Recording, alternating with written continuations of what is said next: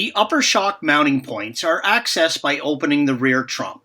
Remove the spare tire cover first. You'll need to remove the rear inner trunk liner. This is held in place by 4 plastic rivets as indicated by green arrows and 2 Phillips head screws, purple arrows. With the rear trunk liner removed, you can see the 2 upper connections for the rear shocks as indicated by the green arrows. You'll want to loosen the 2 lock nuts for the rear shocks with the car still on the ground. With the car on the ground, the shock will be compressed and make removal a bit easier.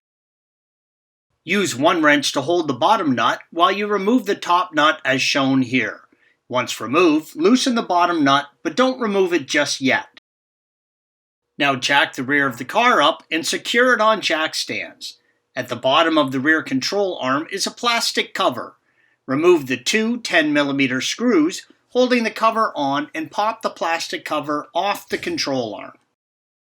With the plastic cover removed, you'll see the 17mm bolt and nut that hold the rear shock to the control arm as indicated by the green arrow.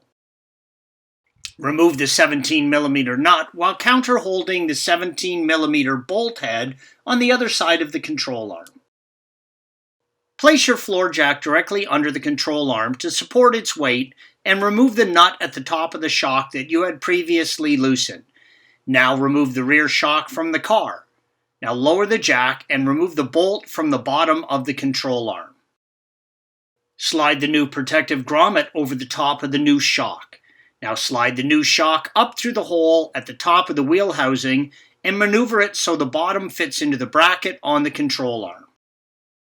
Once the shock is seated in the control arm, take the new 17mm bolt and slide it into the bracket through the shock and fit the new 16mm nut on the end.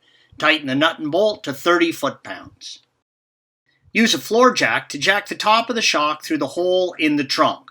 Once through, fit the new rubber grommet over the shock rod, then the flat washer and the new nut at the top. Don't tighten it down just yet.